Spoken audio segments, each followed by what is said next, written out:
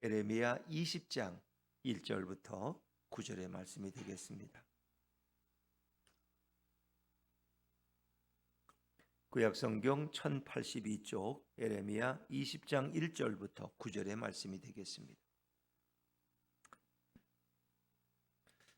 임멜의 아들 제사장 바스울은 여호와의 성전의 총감독이라. 그가 에레미야의 이일 예언함을 들은지라.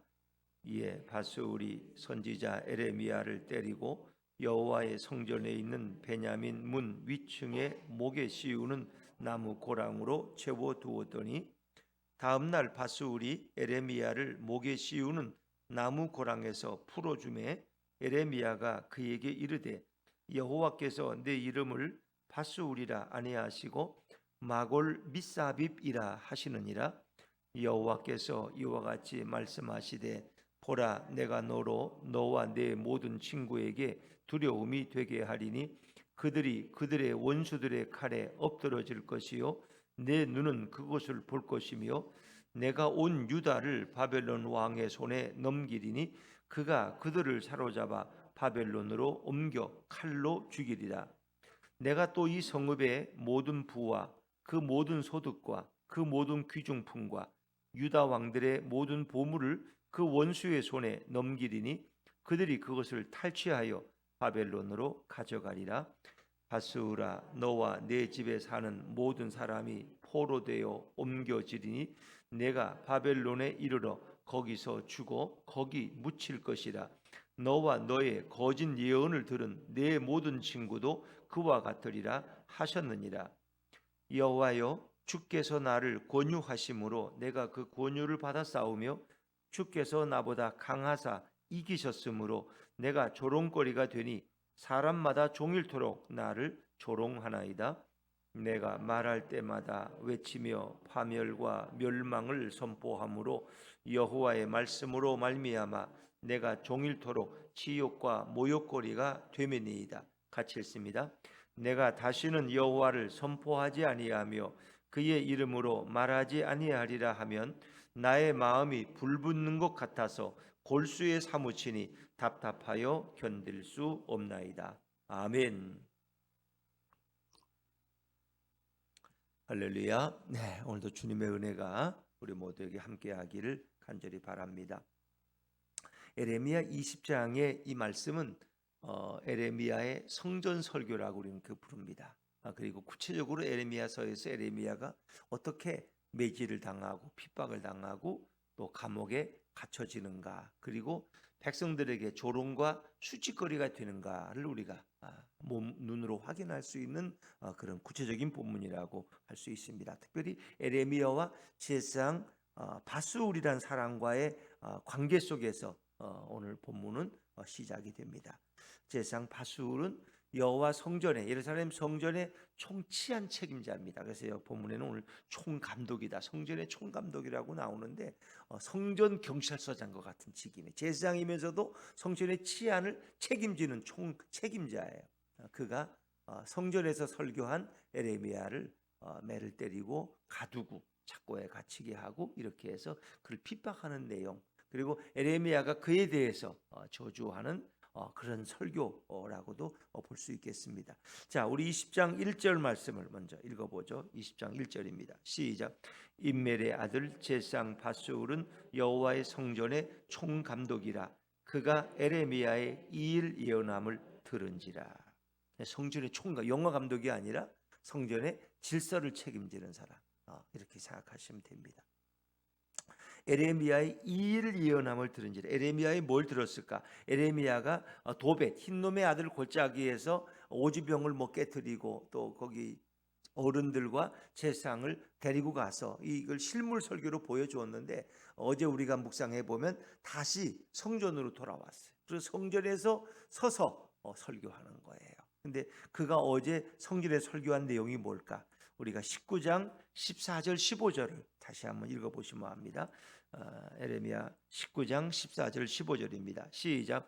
에레미야가 여호와께서 자기를 보내사 예언하게 하신 도벳에서 돌아와 여호와의 집들에 서서 모든 백성에게 말하되 만군의 여호와 이스라엘의 하나님께서 이와 같이 말씀하시되 보라, 내가 이 성읍에 대하여 선언한 모든 재앙을 이 성읍과 그 모든 촌락에 내리리니 이는 그들의 목을 곧게 하여 내 말을 듣지 아니함이라 하시니라. 아멘.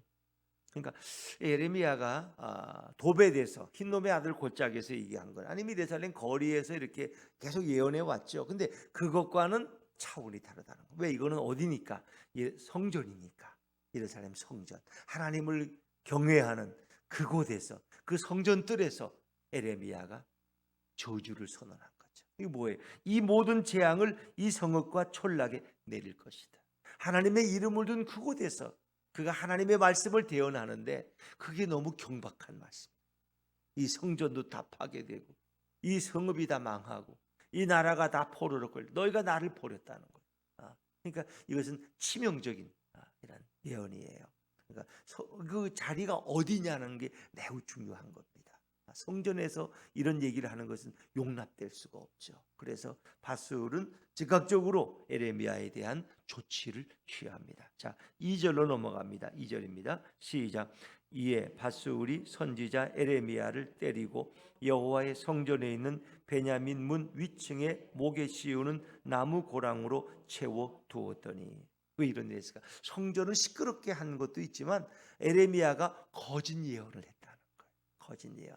그러니까 하나님은 우리에게 전혀 그런 뜻을 가지고 있지 않아. 너가 거짓말을 해서 백성을 미혹시키고 있다는 거예요. 이 거짓 예언자는 신명기에 보면은 그런 매를 때리는 거예요. 그리고 채찍질을 40대를 때릴 수 있고 감옥에 가둘 수 있는 거예요. 죽일 수도, 사형에 처할 수도 있고. 그러니까 예레미야는 분명히 이 밧술이 볼 때는 너는 거짓 예언자야. 그걸 밖에서 할 때는 시끄럽지만 그냥 눈 감아 줬는데 성전 뜰에 와서 이런 얘기를 하는 것은 용납할 수 없어. 그래서 구체적으로 예레미야를 때렸다 그랬어요. 이 땅에 오셔서도 매를 맞으신 분이 계시죠. 바로 예수님이에요. 그래서 예레미야는 예수님의 많은 예표가 되는 인물이에요. 예수님은 성전을 개혁하시고 성전을 설교하셨어요. 너희가 내 집을 강도의 구렬로 만들었다. 그렇죠? 이 집은 만민이 이 예수님의 성전 설교야. 성전에. 근데 에레미야도 성전에서 이렇게 설교했더니 핍박을 받아. 예수님이 이 성전을 이렇게 청소하시고 거기서 말씀하신 이것이 이제 직접적인 원인이 돼서 유대인들은 예수님을 죽이려고 어떻게든 십자가에 못 박아 죽이려고 음모를 꾸미기 시작한 거예요. 예수님의 성전 설교와 에레미야의 성전 설교는 상당히 유사한 내용이고 또 에레미야의 성전 설교가 예수님의 성전 설교에 그것을 미리 예표하고 있다는. 그래서 에레미야는 고난받는 선지자였는데 예수님이 이 땅에서 많은 고난을 받으신 그런 모습에서 상당히 성경은 예수님이 하는 예표로 설명하고 있는 거죠.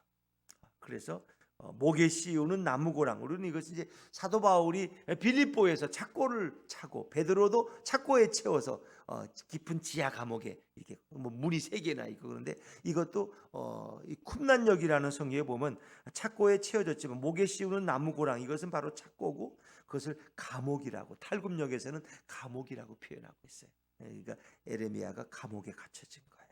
근데 감옥에 그냥 갇혀지는 것이 아니라 매를 맞고 그리고 채찍질을 당하고 적어도 40대의 채찍질을 당하고 감옥에 가둬졌다. 이렇게 여러분이 이해하시면 되겠습니다. 자, 그리고 이제 하루를 그렇게 했는데 그것이 얼마나 지나가는 사람들에게 조롱거리가 되기에 조롱거리가. 저 에레미야가 뭘 아는 것처럼 하나님의 음성은 지가 다 듣는다고 그러더니 적골이 됐다고. 저 보라고. 그 수치어 보여. 예수님을 향해서. 너가 남은 구원하실 때 자기는 정작 구원도 못하는구나. 십자가에서 내려와 봐라. 그럼 우리가 너를 믿을게. 믿어줄게. 그 조롱과 수치. 그렇죠? 에레미야도 조롱과 수치를 당하는 거죠. 여러분들도 예수님 때문에 조롱과 수치를 당한 적이 있으시나요? 그러니까 교회에서 이런 사명을 감당하고 예배자로서 살아갈 때 이것 때문에 남들에게 조롱거리가 되고 수치거리가 되고 그것은 에레미야가 이미 오래전에 예수님도 우리에게 그렇게 보여주셨어요. 사도 바울도 마찬가지예요. 다 복음을 위해 살아가는 사람들은 영광만 있는 건 아니에요. 수치와 조롱이 돼요. 때로는 자기 자존심이 상하기도 하고 모욕을 당하기도 하고 그럴 때 우리는 예수님을 바라보면서 예수님이 당하신 그걸 생각하면 내가 당하는 건 아무것도 아니지. 그렇죠? 예수님 또 뭐 에레미야, 사도 바울 다 믿음의 사람들은 다 이런 것을 밥 먹듯이 하며 살아갔어요. 우리는 뭐 예수를 믿어도 깨끗하게 믿고 그냥 남보기에 아주 굉장히 훌륭하게 믿고 뭐 그렇지만 예수를 믿는다는 건 때로 이렇게 그렇고 또 직장에서 신우회 활동하는 분들이 뭐 다 존경받고 사랑받을 것 같지만 또 저것들은 그냥 지들끼리 모여서 맨날 뭘 해달라고 저런다고. 이제 그것도 또 신우회 활동하는 분들 또 직장에서 비판도 받고 조롱거리가 되는 경우도 많이 봐요. 복음을 위해 산다는 것은 오늘 이 시대 바로 그런 것이다. 뭐 환영받고 쌍박수를 받는다면 그건 복음이 좀 아니고 좀 이상한 거죠. 그거는 뭔가 변질된 거죠. 그건 당연한 것이다 하는 것을 우리가 성경에 보여주는데, 자 3절 말씀 이제 넘어 3절입니다. 시작. 다음 날 바스울이 에레미야를 목에 씌우는 나무 고랑에서 풀어주매 에레미야가 그에게 이르되 여호와께서 내 이름을 바스울이라 아니하시고 마골 미사비비라 하시느니라. 다음 날 이제 하루 지나서 에레미야를 풀어줘요. 그런데 에레미야는 바스울에게 새로운 이름을 줘요. 마골 미사비비라. 하나님께서 너희 이름을 바꿔줬다는 거예요. 바스울이라는 이름을 바꿔줬다는 거예요. 근데 그 마골 미사비비의 뜻은 작은 1번 밑에 내려오면 뭐라고 써요? 사방으로 두려움. 너로 인해서 많은 너의 친구들이 두려움을 갖고, 그리고 너가 이제 사방으로 오는 공포와 두려움을 직접 경험하면서 살게 될 것이다 하는 거예요. 그리고 이 마골 미사비비 한 일은 결국은 이건 에레미야 한 사람에 대한 핍박이 아니라 하나님을 대적한 거예요. 하나님. 왜? 유일한 하나님의 예언자가 에레미야거든. 전 이스라엘 전체를 통과해서 지금은 하나님의 음성을 듣는 자가 없어. 에레미야가 하나님의 스피커인데 그를 이렇게 하다면 하나님에 대한 핍박이. 하나님에 대한 핍박. 하나님도 마골 미사비비라는 아주 무서운 이름을 바스울에게 직접 내려주세요. 그리고 너의 그 거짓된, 그러니까 바스울도 제사이니까 그도 오히려 이제 이 땅에 평화가 오고 평강이 오는 것이지 무슨 예레미야가 엉뚱한 소리를 하느냐. 아마 그도 거짓 예언을 전했을 거예요. 그 시대에 사람들이 듣기 좋은 이제 그로 인해서 너와 너의 모든 친구에게 너는 두려움이 될 것이다 하는 이제 무서운 말씀을 주시는데, 결국 마골 미사비라는 이 바스울로 인해서 바로 이 땅에 이런 핍박과 고난과 어려운 참상이 닥칠 거라는 거죠. 자 4절 말씀입니다. 4절입니다. 4절 같이 읽죠. 시작. 여호와께서 이와 같이 말씀하시되 보라 내가 너와 내 모든 친구에게 두려움이 되게 하리니 그들이 그들의 원수들의 칼에 엎드러질 것이요 내 눈 그것을 볼 것이며 내가 온 유다를 바벨론의 왕의 손에 넘기리니 그가 그들을 사로잡아 바벨론으로 옮겨 칼로 죽이리라. 어찌 보면 이건 그냥 상징적인 의미, 뭐 결국 이스라엘이 당할 일들이라고 생각하는데 이 바술이 행한 일은 너무나 큰 충격적인 일이기 때문에 하나님은 직접 바술을 지목해서 너의 그런 행위로 인해서 너가 모든 사람의 공포가 될 것이고, 그리고 내가 온 유다를 바벨론 왕의 손에 넘겨줄 것이다. 그리고 그들은 너희를 사로잡아서 바벨론으로 끌고 가서 다 죽일 것이다. 무서운 심판이 어찌 보면 이 바술에게 임하는 거예요. 마골 미사비비란 이름을 바꿔주고 그의 직접적인 이 행위에 대해서 하나님은 심각하게 표현하고 계시는 거예요. 그냥 뭐 어차피 이스라엘이 다 핍박당하고 다 고난당할 거니까 뭐 온 민족이 다 그런 일을 당할 거죠. 뭐 누구 한 사람의 책임이 아니야. 근데 오늘 여기서는 바로 너로 인해서 이 일이 임할 것이다. 참 무서운 얘기죠. 너와 내 모든 친구에게 두려움이 되게 하리니 그 너의 모든 친구와 너의 동포들이 원수들의 칼에 엎드러질 것이요 너의 눈은 그것을 볼 것이다. 자기 친구의 죽음을 목도하는 것이 얼마나 큰 두려움이겠어요. 내가 먼저 죽었으면 그런 꼴 안 볼 텐데 바스울은 나중에 바벨론으로 끌려가서 거기서 죽죠. 그 모든 비참한 간격을 다 눈으로 보면서 자기 이름을 실감해야 돼. 사방의 두려움을. 그리고 자기 동족이 바벨론에 끌려가고 자기를 포함해서 이제 그 과정을 보게 되는 어떤 비운의 인물이 이 바스울이야. 근데 그는 거짓 예언자의 역할을 했고 하나님의 종을 결국은 핍박한 그런 최초의 인물이 되었죠. 자, 그것만 아니에요. 계속해서 하나님이 그 예루살렘을 어떻게 심판하시는가? 자, 5절 말씀입니다. 5절 말씀 시작. 내가 또 이 성읍의 모든 부와 그 모든 소득과 그 모든 귀중품과 유다 왕들의 모든 보물을 그 원수의 손에 넘기리니 그들이 그것을 탈취하여 바벨론으로 가져가리라. 모든 재물과 모든 귀중품들, 아주 강력한 표현. 그 원수의 손에 넘기리니, 옛날에는 옛날 성경은 원수의 손에 붙인다 그랬어요. 내가 너희를 원수의 손에 붙인다. 이것은 하나님이 개입했다는 거예요. 너희를 넘겨준다. 자기 부모가 자식을 남에게 손에 넘겨주는 것처럼 원수의 손에 넘기리니 그들이 그것을 탈취하여 바벨론으로 가져가. 하나님의 아주 강력한 의지, 하나님의 심판의 강력한 의지가 나오죠. 하나님이 그 백성을 원수의 손에 넘기고, 부모가 자기 자식을 저 인신매매범들한테 넘기는 식으로, 참 비참한 얘기잖아요. 오죽했으면. 이제 여기서 이제 최악에 이르는 거죠. 하나님과 이스라엘 관계가 최악에 이르는 거예요. 왜? 몇 번의 기회를 주었고, 이거 오지병 토기장의 비유를 통해서 여러 번 말씀하셨는데 그들은 눈도 깜짝 안 해요. 그리고 결국 하나님의 종을 이렇게 핍박하고 모습 앞에 하나님은 결국은 최후의 통첩을 하시는 거죠. 자, 6절 말씀입니다. 6절 같이 읽죠. 시작. 밧수라 너와 내 집에 사는 모든 사람이 포로되어 옮겨지리니 내가 바벨론에 이르러 거기서 죽어 거기 묻힐 것이라. 너와 너의 거짓 예언을 들은 내 모든 친구도 그와 같으리라 하셨느니라. 아멘. 너와 너의 거짓 예언을 들은 내 모든 친구. 결국은 하나님의 말씀에 바수 너도 거짓 예언을 했다는 거예요. 너는 지금 에레미야를 거짓 예언자라고 해서 핍박했지만 사실은 너가 거짓 예언자라. 거짓 예언자. 신명기 25장에 보면 거짓 예언자는 매를 때리고 40번의 채찍질을 주고 그리고 착고에 채워서 감옥에 가두고 그리고 마지막 사형을 당하게 돼 있어요. 그런데 결국 바수울이 그 길을 가는 거야. 바벨론까지 끌려가서 거짓 예언자가 받는 그런 그 징벌을 다 받는 그런 에레미야를 거짓 예언했다고 그렇게 핍박했지만 자신이 거짓 예언자예요. 하나님이 보실 때는 그래서 너의 거짓 예언을 들은 자들, 너의 거짓 예언을 입으로 옮긴 자들까지 다 죽임을 당할 것이다. 하나님의 심판은 하나님 제일 싫어하는 게 거짓 예언, 그리고 하나님 제일 싫어하는 게 이단, 이만희 같은 자들, JMS 정명석 같은 자들, 하나님의 이름을 예수 이름을 빌려가지고 자기 사리 사욕을 채우고 성폭력을 행하고 이런 물질을 벌어들이는 수단으로 삼고 예수의 이름으로 돈 벌고 예수의 이름으로 여인들을 농락하는 그리고 거짓 예언을 해서 백성들을 미혹시키는 이 얼마나 무서운지. 잘 모르면 그냥 입을 다물고 있으면 중간이나 가지.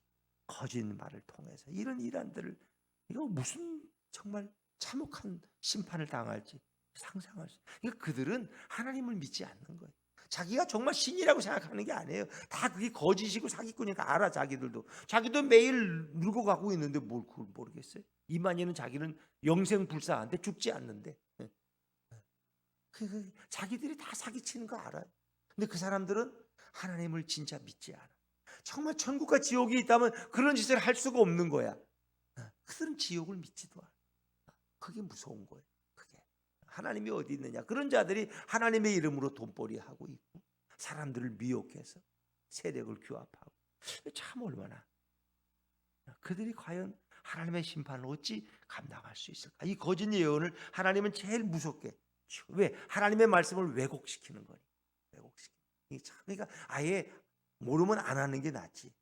이게 얼마나 무서운 하나님의 말씀을 이게 엉뚱하게 전하는 것이 얼마나 무서운 책임이냐. 그래서 선생들의 죄가 더 크다는 거. 왜? 잘못 가르치니까. 듣는 사람은 뭐 이렇게 전하니까 들었는데 전하는 사람이 거짓말로 전하고 왜곡시켜서 전하면은 그걸 듣고 얼마나 많은 영혼들이 잘못된 길을 가느냐 하는 겁니다. 그 예수님도 여러 번 얘기했잖아요. 눈먼 자가 눈먼 자를 인도하거든. 결국 구덩이로 인도한다. 그게 다 바리새인들에게 율법사들에게 예수님이 주었던 책망인데 그런 일들이 지금도 일어나고 있는 거죠. 자, 그러면서 이제 이런 예언을 전하는데 사실 에레미야 자신은 너무 괴로운 거예요. 너무 마음에 또 혼란이 와, 에레미야도. 그래서 이건 에레미야의 애가라고 부르는데, 이제 우리가 다 읽지는 않고 오늘은 7절부터 마지막 절까지만 길어서 7절부터 9절까지만 이제 보겠습니다. 자, 7절 말씀으로 돌아가죠. 7절입니다. 7절 시작. 여호와여, 주께서 나를 권유하심으로 내가 그 권유를 받아 싸우며 주께서 나보다 강하사 이기셨으므로 내가 조롱거리가 되니 사람마다 종일토록 나를 조롱하나이다. 그러니까 사실 이러면은 선지자 하고 싶지 않았어. 난 아이라고 못하겠다 했더니 하나님이 강제로 밀어넣었어. 그냥 내가 너와 함께 하겠다고, 내 입에다가 내가 내 말을 담아주겠다고 해서 그 하나님의 권유를 이기지 못해서, 하나님이 나보다 강하니까 내가 됐는데, 이게 뭐냐고 말이야. 이 매나 맞고 자꾸 해체이고 선지자가 조롱거리와 비웃음거리가 되고, 이게 뭐냐고. 어? 하나님이 예수님을 보냈는데 예수님도 조롱거리가 돼서 말이에요. 군병들이 침이나 뱉고, 횡포나 홍포나 입혀놓고 거기다 절하고 장난질이나 하고, 십자가에 매달아 놓고 지나가는 사람들이 다 침뱉으면서 고개를 갸우뚱갸우뚱 하면서 저게 무슨 하나님의 아들이냐고. 이것이죠. 예수를 믿고 복음을 전하는 것은 어찌 보면 그런 거예요. 그런 거. 우리는 다 근사하게 멋있게 아주 넥타이 매고 근사하게 믿으려고 그러지만, 남들이 볼 때 어찌 보면 우리가 예수를 믿고 이 땅에 산다는 것은 왜 이 미친 세상에서 진리이신 하나님의 말씀을 붙들고 사는 것은 어찌 보면 그와 같은 일일 수도 있는 거예요. 자, 그래서 그의 마음에도 탄식이 돼. 내가 조롱거리가 되는데 종일토록 사람들이 나를 조롱하나이다. 예수님도 조롱거리가 돼요. 조롱거리. 그렇죠. 그리고 이것은 치욕과 모욕거리가 됐어. 8절 말씀. 8절입니다. 8절 시작. 내가 말할 때마다 외치며 파멸과 멸망을 선포함으로 여호와의 말씀으로 말미암아 내가 종일토록 치욕과 모욕거리가 되미니이다. 그 예수님 말씀처럼 하나님 말씀 전하면 환영받는 게 아니야. 떡상을 차려오는 게 아니라 매를 맞고 조롱거리가 손가락질을 받아야 돼. 왜? 그의 전하는 말씀은 파멸과 멸망을 선포하니까. 파멸과 멸망. 지금도 마찬가지. 말만 부드럽게 하고 그렇게 해서 그렇지, 그게 맞잖아요. 예수 천당 불신 지옥 그 말 맞잖아요. 예수 믿으면 천국 가고 예수 안 믿으면 지옥 가는 인생이 되는데, 거기 바로 멸망과 파멸을 선포하는 거 아닙니까? 부드럽게 그냥 재미있게 얘기를 해서 그렇지, 목사님들이 실제 내용을 따지면 예수 안 믿으면 가장 큰 죄 아니에요? 지옥에 떨어지는. 그걸 얘기하는 거예요. 파멸과 치욕, 모욕거리가 되겠다. 자, 그래서 사실 에레미야는 이제 이 말씀을 전하고 싶지 않아, 예언하고 싶지 않아 이제는. 자, 그러나 또 안 할 수도 없으니 이게 답답해서 미칠 지경이야. 인간적인 에레미야의 내적인 갈등, 탄식, 애가라고 부르죠. 슬픈 노래. 자, 9절 마지막 9절입니다. 시작. 내가 다시는 여호와를 선포하지 아니하며 그의 이름으로 말하지 아니하리라 하면 나의 마음이 불붙는 것 같아서 골수에 사무치니 답답하여 견딜 수 없나이다. 이러지도 저러지도 못하겠어. 이게 다시는 내가 여호와의 이름 이제 선포 안 할 거야. 하나님의 말씀, 그의 이름으로 말하지 않을 거야. 예수 이름으로 내가 전하지 않을 거야 하면 내 마음이 또 불붙는 것 같아. 막 안에서 불이 막 타올라. 골수에 막 사무치나 이 뼈가 막 그냥 이렇게 비틀어지는 것 같은. 이게 답답해서 견딜 수. 하나님 말씀을 전하지 않으면 막 잠을 이룰 수 없고 밥을 먹을 수 없고 답답해서 그 말씀을 전해야 시원한데, 말씀을 전하고 나면 또 매 맞고 그냥 돌 던지고 조롱당하고 이런 일을 누가 하겠냐. 이거 극단적인 표현입니다만은 하나님의 사람들은 다 이런 과정들을 겪어오지 않았겠습니까? 우리가 예수를 제대로 믿으면 우리도 에레미야의 경험하면 경험할 텐데, 우리는 예수를 제대로 안 믿어. 그래서 우리는 그냥 이런 경험까지는 별로 없어. 우리는 그죠? 그냥 좀 힘들어도 그냥 새벽기도 나오고, 또 힘들어도 그냥 주일 예배 나와서 또 주님만 살아야지 그렇게 결심하는 거지. 우리는 이렇게까지를 핍박을 당하고 이런 탄식까지 가까본 적은 막 별로 없을 거예요. 그러나 에레미야에 당하는 고통은 보통 고통. 사도 바울도 이런 경험을 고백하잖아요. 고린도서 9장 10절에 보면 내가 복음을 전하지 아니하면 내게 화가 임할 것이라. 사도 바울도 복음 전하면 매를 맞고 또 쫓겨나고 너무 괴로워. 그래서 안 하려고 그러니까 그냥 견딜 수가 없어서 답답해서. 그리고 하나님의 화가 임한다. 하나님의 심판이 내게 임한다. 예수님께서도 십자가의 길을 가는 것이 늘 즐거운 길만은 아니었어요. 그래서 마가복음 14장 3절에 보니까 히스마의 동산에 올라가서 기도하시는데 예수님 마음에도 심히 놀라움과 두려움이 와 내 마음이 심히 고민하여 죽게 되었으니 이 제 아들에게 나를 위해서 기도해 달라. 나와 함께 기도하자 말씀하죠. 예수님도 십자가를 앞에 놓고 고난의 잔을 둘 때에 예수님도 신성인 하나님이시지만 인성인 인간의 몸을 가지고 오셨기 때문에 내 마음이 심히 고민하여 죽게 되었어요. 그렇죠? 뭐 우리 누구나 경험할 수 있는 그런 어떤 아픔과 고통도 에레미야에게도 예수님에게도 사도 바울에게도 있었다. 사도 바울은 뭐 가는 곳마다 막 기적을 행하고 뭐 수건만 뭐 던져도 병이 낫고 뭐 옷에만 대도 막 그러니까 그냥 뭐 지금 뭐 이만희처럼 그렇게 뭐 환영받으면 다녔을 것 같아. 그렇지 않아. 그건 고통과 고난이 더 많았던 시기. 이 시대에 정말 그리스도인으로 산다는 건 뭘까? 예수님의 말씀을 순종하며 산다는 건 뭘까? 그건 많이 양보하고 많이 손해보고 많이 내 뜻을 접고 주님의 뜻 앞에 순종하는 몸부림과 그런 아픔 이런 걸 감내해야 되는 거예요. 그렇죠? 그래서 오늘도 정말 이 하루를 살아가면서 새벽에 나와서 하나님 말씀을 듣고 기도함으로 또 나를 또 쳐서 복종시키고 또 주님의 말씀 안에 살려고 또 하루를 살아가는.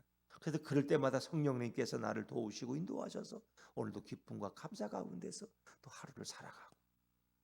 뭐 지금 매일매일의 삶이 그런 거지 뭐 기독교인이라고 맨날 뭐 할렐루야 뭐 이러고 그러시겠어요? 때로는 우울할 때도 있고 때로는 또 마음이 아플 때도 있고 때로는 또 그렇게 하고 싶지 않을 때도 있고 그러나 오늘 성경 말씀이 진리고 내 안에 계신 성령님이 예수님이 또 내게 말씀하시니까 내가 오늘도 부족하지만 내가 순종하며 이 하루를 살겠습니다 하면서 우리는 또 인내하면서 또 주님 앞에 나오는 것이죠.